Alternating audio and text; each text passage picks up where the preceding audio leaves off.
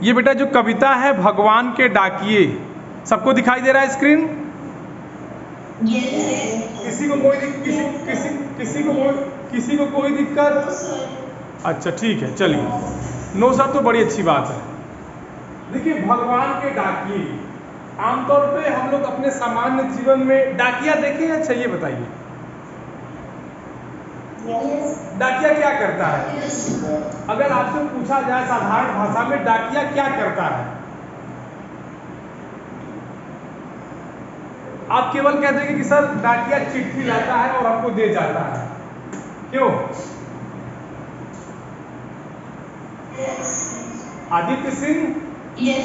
आदित्य सिंह,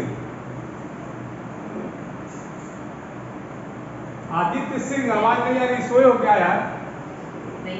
फिर 3 बार बुलाने पे आवाज नहीं आ रही है।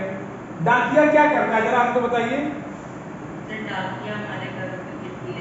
चलिए एक उत्तर आया कि चिट्ठी लेकर आता है। गर्विका आप बताइए।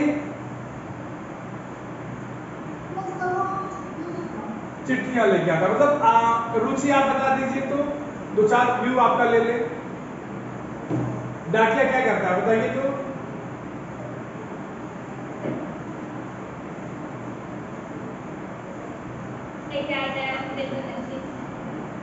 ठीक है, चलिए। तो मोटी मोटा कहने का मतलब ये है आप लोगों का कि डाकिया की जब हम बात करेंगे तो आपके मन में जो विचार बैठा हुआ है वो ये है कि डाकिया केवल चिट्ठी लाता है। ठीक है, लेकिन नहीं, डाकिया केवल चिट्ठी ही नहीं लाता, वो लाता है चिट्ठी के साथ क्या? हमारी भावनाएं, एक दूसरे की संस्कृतियों को लाता है, रस्मों रीति रिवाजों तक को लाता है।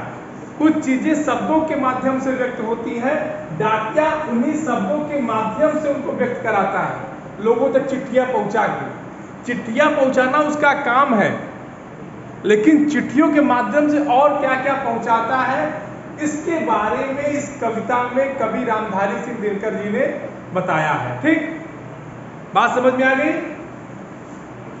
आमतौर पे जो हम लोग डाकिए का रूप, आमतौर पे जो हमारे दिमाग में डाकिए का रूप बसा है, उसमें यही है कि एक व्यक्ति आता है साइकिल से और चिट्ठियां दे के चला जाता है।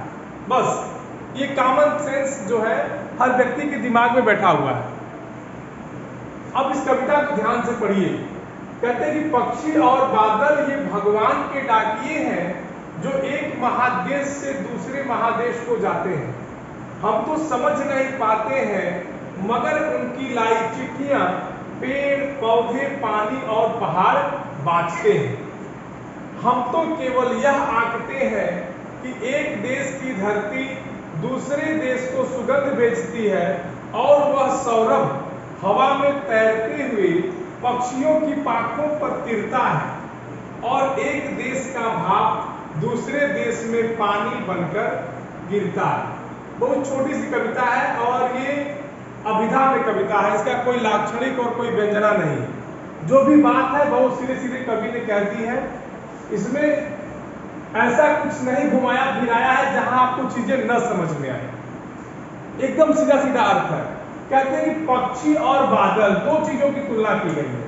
देखिए मनुष्यों में क्या होता है कि हमारे यहाँ मनुष्यों में आदमी डाकिया बन जाता है। पुराने जमाने में क्या था आप लोग देखते होंगे, कबूतर जाता था, उस पर कई गाने भी बने हैं, याद है? पुराने अगर आप प्राचीन युग, बेटा बात नहीं है, माइक कैसी मत करो, यहाँ पार्टी नहीं चल रही है। माइक बंद करो। कौन है जी? अगर प्राचीन युग में चले, आज के 500-700 साल पहले की अगर हम बात करें, तो हमारे यहाँ डाकिया जो चिट्ठियां ले जाने आने का काम करता था पक्षियों के माध्यम से होता था। कबूतर करता था, कभी घोड़ा करता था। अब कहेंगे सर घोड़ा कैसे करता था?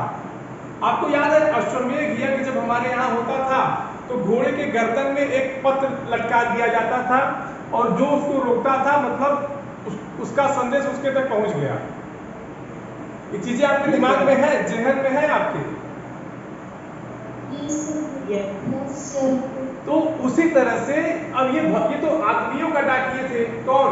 कबूतर थे, घोड़े थे, या खुद मनुष्य कभी कभी डाकिया बनता क्या है, बनना ही है, एक संदेश को दूसरे स्थान तक पहुंचाना। लेकिन रामधारी सिंह दिनकर जो कवि हैं, ये क्या लिखते हैं कि पक्षी और बादल। देखिए संसार में कई प्रकार की वस्तुएं हैं और कई वस्तुएं हैं और कई प्रकार की वस्तुएं हैं। उनमें दो चीजों को उन्होंने लिया है, नंबर 1 पे पक्षी लिया है और दूसरे नंबर पे बादल लिया है। पक्षी और बादल, पक्षी सजीव है कि निर्जीव है, ये बताइए। सजीव। अब बादल क्या है, बादल क्या है, देखिए तो सजीव और निर्जीव की तुलना के साथ डाकिये का काम कैसे होता है, इसको दिखाने का प्रयास किया है रामधारी सिंह दिनकर ने। कहते हैं कि पक्षी और बादल ये भगवान के डाकिये हैं। पहली लाइन में उन्होंने क्या बता दिया कि अगर इसका संदर्भ लिखना होगा तो कैसे लिखेंगे। प्रस्तुत पद्यांश हमारी पाठ्य पुस्तक वसंत भाग 3 के भगवान के डाकिये नामक पाठ से लिया गया है। इसके कवि या इसके रचयिता कविवर रामधारी सिंह दिनकर जी। प्रसंग सबका एक चलेगा, अगर यहां से हम इसको काटेंगे तो प्रसंग बदलेगा, अन्यथा प्रसंग पूरा एक चलेगा। प्रस्तुत पंक्तियों में रामधारी सिंह दिनकर जी ने डाकिये के काम और प्रकृति से मनुष्य की तुलना करते हुए डाकिये के काम को विभाजित किया। ठीक, कहते हैं कि पक्षी और बादल ये भगवान के डाकिये हैं, मनुष्यों के डाकिये नहीं है। किसके डाकिये हैं, भगवान के डाकिये हैं, भगवान के डाकिये को, हाँ, पक्षी और बादल ये भगवान के डाकिये हैं। उसके बाद क्या लिखते हैं कि जो एक महादेश से दूसरे महादेश को जाते हैं, एक महादेश से दूसरे महादेश को जाते हैं। देखिए चाहे पक्षी हो चाहे बादल हो, इनको कोई रोक नहीं सकता, इनके लिए कोई सीमा पर कोई बीएसएफ नहीं लगाई जा सकती। लगा सकते हैं सीमा पर कोई बीएसएफ का जवान इनको रोक सकता है क्या? अगर मान लीजिए आप तोता पाले हैं, भारत के बॉर्डर पे है, उड़ के पाकिस्तान में चला गया, तो क्या कोई सैनिक उसको रोक सकता है क्या? ठीक, तो उसी को लिखते हैं कि जो एक महादेश से दूसरे महादेश को जाते हैं, पक्षी और बादल भगवान की ऐसे डाकिये हैं जो एक स्थान से दूसरे स्थान तक को जाते हैं। ठीक, फिर आगे क्या लिखते हैं कि हम तो समझ नहीं पाते हैं, मगर उनकी लाई चिट्ठियां पेड़ पौधे पानी और पहाड़ बाँचते हैं। मतलब पक्षियों और बादलों की जो लाई चिट्ठियां हैं या उनके द्वारा जो लाया गया संदेश है, उस संदेश को कौन बाँचता है? बाँचना माने समझना, कहना। कौन? पेड़ पौधे पानी और पहाड़। ठीक, अच्छा देखिए कैसे होता है, समझिए। जब कभी भी पक्षियों की अकुलाहट ज्यादा बढ़ जाए या जब कभी पक्षियां सामान्य से अलग व्यवहार करने लगे, तो जो व्यक्ति होता है, जो बुद्धिजीवी व्यक्ति होता है, वो समझ लेता है कि कुछ न कुछ आपदा आने वाली है। बोलिए, आप लोगों ने पढ़ा होगा कि जब भूकंप आने को होता है तो पक्षियों की अलग हरकत शुरू हो जाती है, जानवर चौपाए उछलना शुरू कर देते हैं। ठीक, सांप बाहर आ जाते हैं। हाँ, सांप बाहर आ जाते हैं। तो सांप इसको याद है, ये वाह भाई वाह, पाले हो क्या सांप? हाँ, चलिए तो समझे कि नहीं इस पैराग्राफ का? इस पैराग्राफ में किसी कोई दिक्कत? समझ में आया कि नहीं? जबरदस्ती का यह सब वो सब मत कहना, आएगा तभी। आ गया ना? बाँचना माने होता है पढ़ना, यहाँ लिख लो, बाँचना माने लिख देते हैं पढ़ना।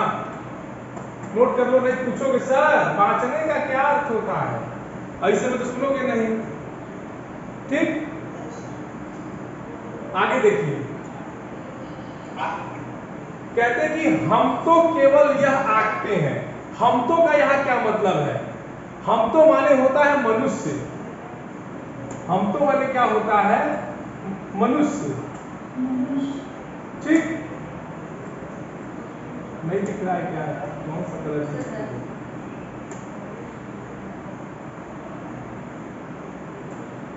हाँ नोट करो, हमतो का मतलब होता है यहाँ मनुष्य।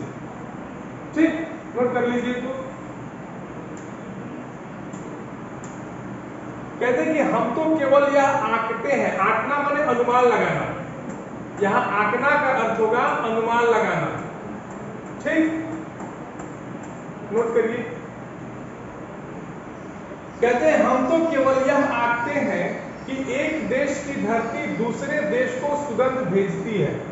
देखिए ऊपर कवि कहते हैं कि पक्षी और बादल भगवान के ऐसे डाकिए हैं जिनका संदेश, जिनके द्वारा लाए गए भगवान के संदेशों को पढ़ता कौन है? पेड़ पौधे, पानी, बादल, पर्वत, तो जितनी भी प्राकृतिक वस्तुएं हैं यही इनके लाए गए संदेशों को पढ़ पाती हैं। और नीचे क्या लिखते हैं कि हम तो केवल यह आंकते हैं, माने हम केवल यह अनुमान लगाते हैं। क्या अनुमान लगाते हैं? कि एक देश की धरती दूसरे देश को सुगंध भेजती है। मतलब एक देश की धरती दूसरे देश को सुगंध भेजने का मतलब कि अगर हवा चलती है, मान लीजिए अगर भारत में हवा चल रही है, भारत बांग्लादेश के बॉर्डर पे हवा चल रही है, तो अगर हमारे जमीन की जो सूंधी खुशबू होगी वो बांग्लादेश में जरूर जाएगी, उसको आप रोक नहीं सकते। अगर इसको भी नहीं समझ पाते हैं तो मान लीजिए आप अपने घर में हैं और दूर कहीं अच्छे अच्छे पकवान बन रहे हो, उसकी सुगंध आती है आपको, तो हम लोग कहते हैं ना कि लगता है कहीं कुछ बन रहा है। बताइए। अगर आप भारत बांग्लादेश की बात छोड़ दें तो अपने घर में, अपने क्वार्टर में देखिए, मान लीजिए आपके यहाँ कुछ नहीं बन रहा है, अगले के यहाँ कुछ बन रहा है, तो कहेंगे ओहो लगता है कहीं कुछ बन रहा है। ठीक, तो ये किसका कमाल है? ये हवा का कमाल है कि हम तो केवल यह आंकते हैं कि एक देश की धरती दूसरे देश को सुगंध भेजती है। ठीक, और वह सौरभ, सौरभ माने क्या होता है? हवा में तैरते हुए पक्षियों की पांखों पर तीरता है, और सौरभ माने सुगंध। और वो जो सुगंध होती है वो हवा के माध्यम से जाती है, पक्षियों के माध्यम से आती है, पक्षियों के पंखों पर भी उसका साया रहता है। किसका? किसका? अरे सो गए क्या भाई? हो सवेरे 8 बजे सो गए? हाँ, अरहान यादव, अरहान यादव बेटा 2 दिन से तुम लापरवाही कर रहे हो, 2 दिन से तुमको वाच कर रहे हो। अटेंडेंस दे देने से तुम्हारा काम नहीं खत्म हो जाता, आप ज्वाइन कब कर रहे हैं? इसका मतलब आप अवेयर नहीं है, लेट उठ रहे हैं। ना ना ना ना, ये यहाँ ज्वाइन हो गए 3 बार बुलाया, अटेंडेंस लास्ट में जाके दिए, वो समय से अटेंडेंस दिया करो। ठीक, कहते हैं कि और एक देश का भाप दूसरे देश में पानी बनकर गिरता है। एक देश का भाप, देखिए होता क्या है, जैसे समुद्र का पानी भाप बन के उड़ता है, ये तो सबको पता है। बोलिए। और कभी कभी होता क्या है, देखिए जैसे आप लोग यहाँ हैं तो सुनते हो कि हमारे गांव में खूब पानी बरस रहा है, होता है कि नहीं? और यहाँ पानी ही नहीं बरस रहा है। तो यही, इसी प्रक्रिया को या इसी घटना को रामधारी सिंह दिनकर कहते हैं कि ये सब, ये ऐसे डाकिए हैं जो पानी का भाप कहीं और से बनाएंगे और पानी को कहीं और बरसाएंगे। ठीक, एक देश का भाप दूसरे देश में पानी बनकर गिरता है, और ये भगवान के डाकिए हैं। कौन कौन है? पहले पे कौन है? पक्षी है, और दूसरे पे कौन है?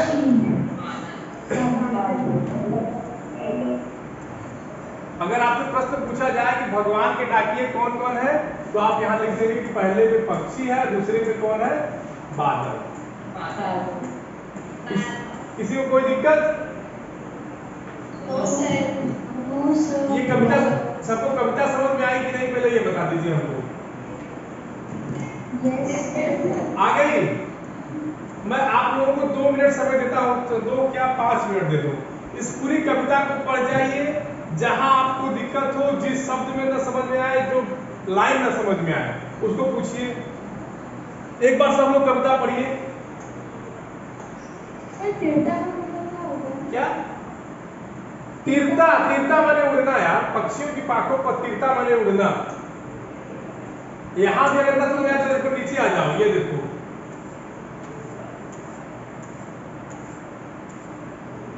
देखो यहां दिया है शब्दार्थ, तीर्था का अर्थ दे दिया, तीर्था का अर्थ उड़ना लिख लेना, ठीक है।